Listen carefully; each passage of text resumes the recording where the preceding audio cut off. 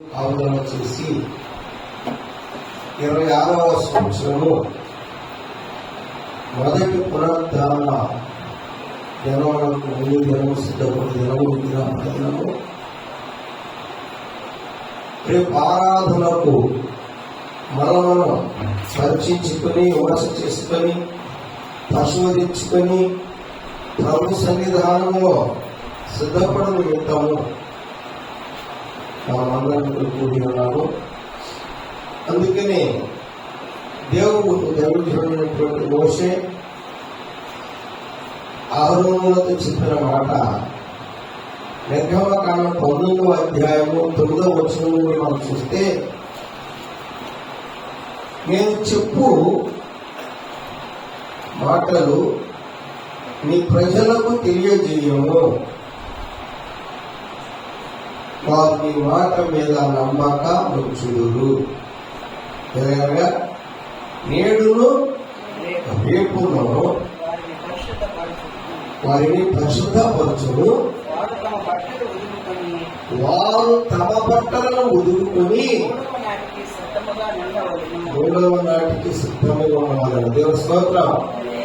శుక్రవారము శనివారము ప్రభు సన్నిధిని చేరి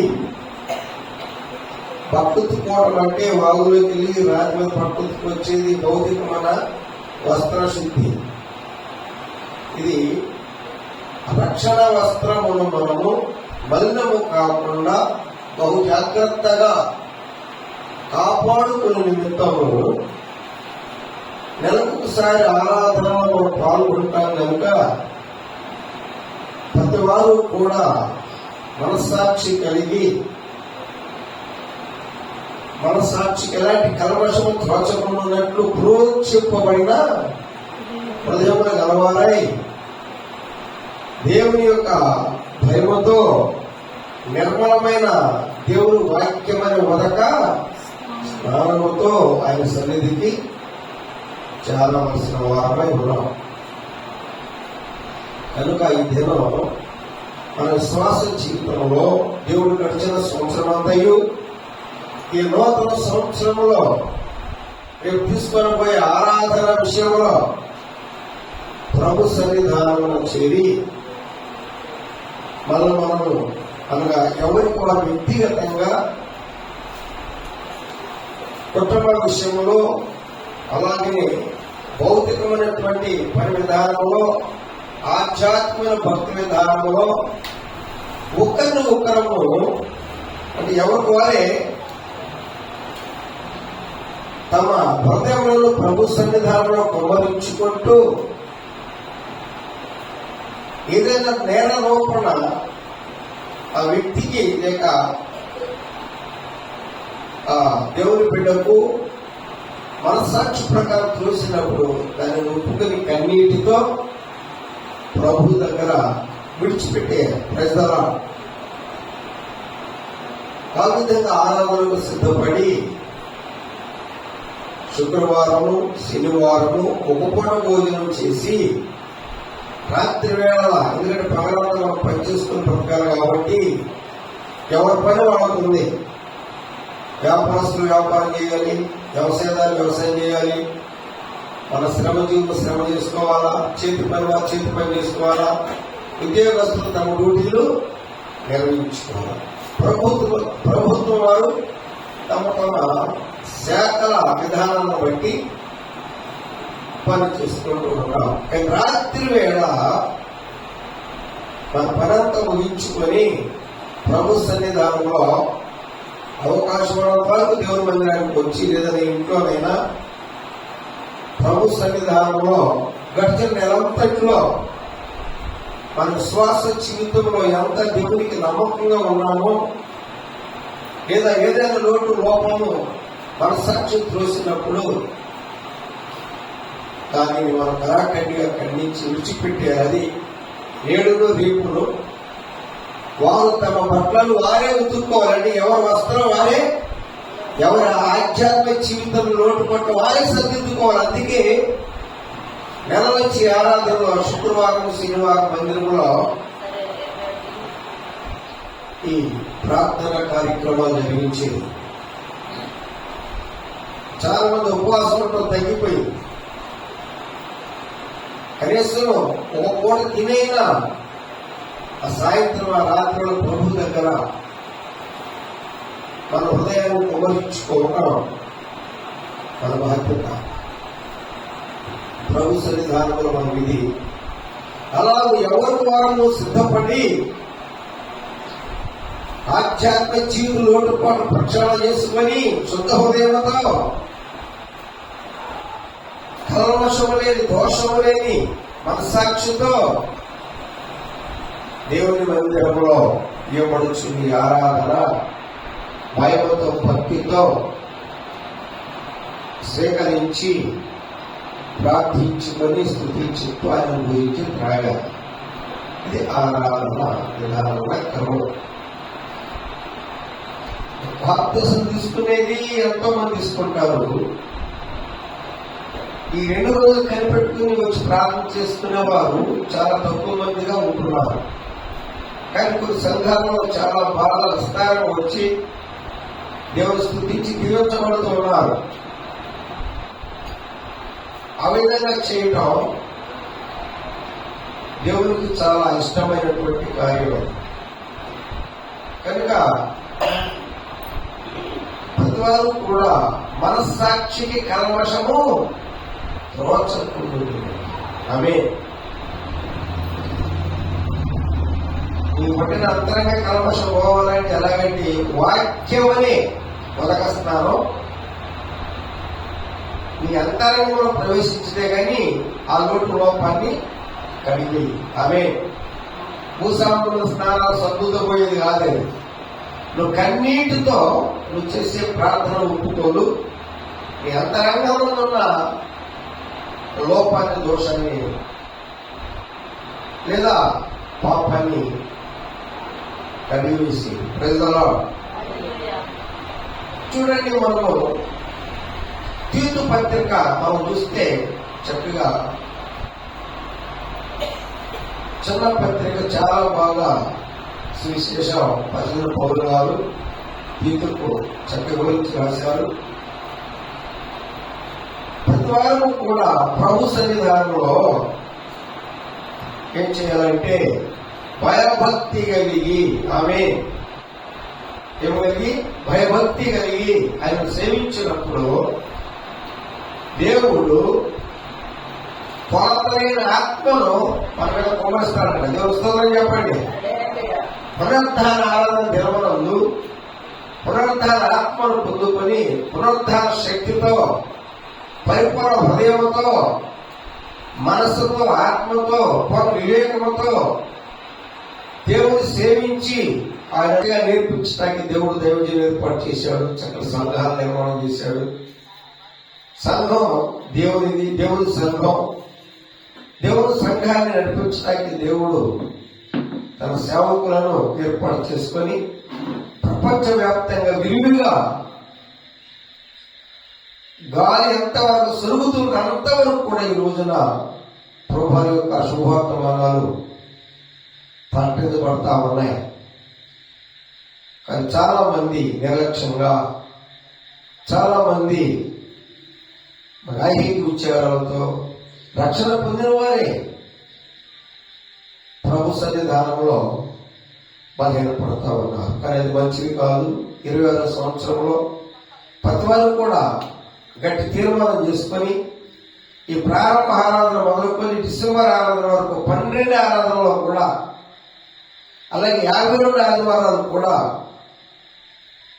మానకుండా ప్రభు సన్నిధికి వచ్చి ఆయనను స్తుతిస్తూ, ఆయన నామాన్ని గర్పరుస్తూ, మన ప్రతి ప్రార్థన అంశమును ఆయన సన్నిధానంలో మనము చెప్పుకొని ఈ సంవత్సరం అంతా మనం దీవింపబడాలన్న ఎంత దీవెన అంటే ఆదికాండం 20 మనం చూస్తాం. విశాఖను కూర్చున్నటువంటి వ్యవసాయ విధానం. ఆ సంవత్సరం విశాఖ పంట వేసి ఎన్నంత ఫలం పొందాడు? 100 folds, 100 ఫలం పొందాడు. వేల స్తోత్రం. ఆయన బిడ్డలు అలా ఫలించిన వారిగా ఉన్నాయి. అలాంటి బిడ్డలు అన్యులకు, ఇతరులకు మాదిరిగా ఉన్నప్పుడు దేవుని నామం మహిమపరచబడుతుంది. నశించే ఆత్మలు అనేక మంది ఆకర్షింపబడతారు. ఎందుకంటే ప్రభువారు ఈ లోకంలో మాట చెప్పారు మనకది. సువార్త 8:12 I am the light of the world, నేను లోకమునకు వెలుగై ఉన్నాను. మరి నన్ను వెంబడించు వాడు చీకటిలో నడువక, మరి ఇదే వెంబడిస్తాడు, వెలుగుని వెంబడించిన వాడు వెలుగులో ఉంటాడు. ప్రజలు అదే ప్రభా చెప్పింది. నువ్వు నా విశ్వాసం ఉంచి నా మార్గం నడిస్తే నీ చీకటి అనుభవం తొలగిపోతుంది. ప్రజల ఆయన వెలుగు కనుక ఆయన నమ్మిన బిడ్డలను కూడా ఆయన వెలుగుగానే వారి జీవితాలను ప్రకాశింపజేస్తారు. నమ్మిన తెలుస్తుందని చెప్పండి. హల్లెలూయా. కాబట్టి ప్రియ దేవుని బిడ్డలారా, మత్తయి సువార్తలో కూడా 5వ అధ్యాయంలో మనం చూస్తాం, మీరు లోకములకు వెలుగై ఉన్నారు, ఉప్పై ఉన్నారు, రెండవది వెలుగై ఉన్నారు. ఆయన సన్నిధానమున జీవిస్తున్న మనం మన జీవితకాల అనుభవాన్ని పురస్కరించుకొని ప్రతి సంవత్సరము కూడా మనం నూతన అభివృద్ధి చెందుతూ భక్తి ఫలం పొందుకునే వారంగా ఉన్నాయి. ప్రజల వ్యవసాయం చేసి వ్యవసాయ ఫలాలు పొందుతున్నాం కదా, తోటేసి పండ్ల ఫలాలు పొందుతున్నాం ఏమండి. మరి భక్తి చేసి దాని ఫలం పొందాలి కదా. దాని ఫలం పొందాలంటే వ్యవసాయానికి ఏ సమయం ఏమి వేస్తున్నావో అది మంచిగా ఫలించడానికి ఎంత కృషి చేస్తున్నావో అది నీకు తెలుసు. దేవుని స్తోత్రం. నీ అనుభవం సంవత్సరం వెంబడి సంవత్సరం వ్యవసాయం చేస్తున్నప్పుడు నీ అనుభవ జ్ఞానం చేత అలాంటి గొప్ప ఫలం పొందుకోవడం మంచిదే. భక్తి కూడా అంతే. సమపాలనలో అన్నింటే పాటల్లో, వాక్యంలో, ప్రార్థనలో, విజ్ఞాపనలో, దేవుని స్తోత్రం, సత్క్రియలందు, చర్చ కార్యక్రమాలందు, దేవుని మాటలు ఇతరులకు ఉపదేశించడందు, ఆయన వాక్యమును ముందు మనోహరంగా చేర్చుకొని ప్రభువునందు బలపరచుటయందు మనం ఇప్పుడు ఆసక్తి కలిగి ఉంటాము. ముందు మనం ప్రభు సన్నిధానంలో మనమే బలపరుచుకోవాలి. ప్రజల అలా చేసి ఆయన బలంలో చేయాలి. ప్రజల హల్లెలూయా. తీతు 3:5-7 వచనాలు చదవండి. తీతు పత్రిక 3వ అధ్యాయము 5-7 వచనాలు. ప్రేమయు ప్రత్యక్షమైనప్పుడు మనము నీతిని అనుసరించి చేసిన క్రియల మూలంగా కాక తన కనికరము చొప్పునని పునర్జన్మ సంబంధమైన స్నానము ద్వారాను పరిశుద్ధాత్మ మనకు నూతన స్వభావము కలుగు చేయటం ద్వారాను మనలను రక్షించెను. మనమైన కృప వలన నీతిమంతులమని తీర్చబడి నిత్య జీవమును కూర్చిన నిరీక్షణ బట్టి దానికి వారసులమగుటకై ఆ పరిశుద్ధాత్మను మన రక్షకుడైన యేసుక్రీస్తు ద్వారా ఆయన మన మీద సమృద్ధిగా కుమ్మరించారు. ఎలా కాస్త పుస్తకం ఎరమర కాదు, సమృద్ధిగా మన పైన దేవుడు కుమ్మరించాడు. ఎట్లా కుమ్మరించబడదండి? ఎలా మనకి తెలుస్తుందంటే, ఎప్పుడైతే మన జీవితంలో సంపూర్ణ మారు మనసు పొంది పశ్చాత్తాపంతో గత జీవితం సమస్తంలో ఉన్న లోటుపాట్లు ఒప్పుకొని విడిచిపెట్టి బాప్తిసం తీసుకుని రక్షణ పొందుకుంటామో పరిశుద్ధాత్మ దేవుడు మనలో అప్పుడే ప్రవేశిస్తాడు. మీకు కావాలంటే అపోస్తల కార్యం 2వ అధ్యాయము 38 నుండి మీరు 42 వరకు తర్వాత చదువుకోండి. పరిశుద్ధాత్మని వరం నీకు అప్పుడే అనుగ్రహించబడతారు. రక్షణ పొందిన నాయకుడు నీ జీవిత కాలం ఎంతగా ఆ వరమును కాపాడుకుంటావో అంత గొప్ప జయ జీవితాన్ని నువ్వు పొందుకుంటావు. దేవుని స్తోత్రం. అప్పుడు నీ భక్తి ఫలం అధికమవుతుంది, నీ నీతి ఫలం అధికమవుతుంది. ప్రైజలా. అలాంటి స్థిరమైన వాటి కొరకు మనము మనసు పెట్టి ఈ నూతన సంవత్సరంలో ప్రియులారా సద్భక్తి కలిగి మీ భర్తలు మీ బిడ్డలు కూడా ప్రభువాన్ని నమ్ముకొని కుటుంబాలుగా ప్రభు సన్నిధికి వచ్చి దీవించబడలాగా మన గ్రామ ప్రజల నాయకులను పెద్దలను ప్రభు వారు దీవించే నూతన సంవత్సరంలో నూతన ఆత్మలు నడిపించి సంఘక్షేమము సంఘాభివృద్ధిని ప్రభువారు కలుగుచ్చినట్లును రేపటి కాలానికి మనం అందరం సిద్ధపడి ఆయన సన్నిధానం చేరి దైవాశీస్సులు పొందుకుందాం. ప్రభు ఈ మాటలు దీవించి ఆశీర్వదించును గాక. ఆమేన్. Praise the lord.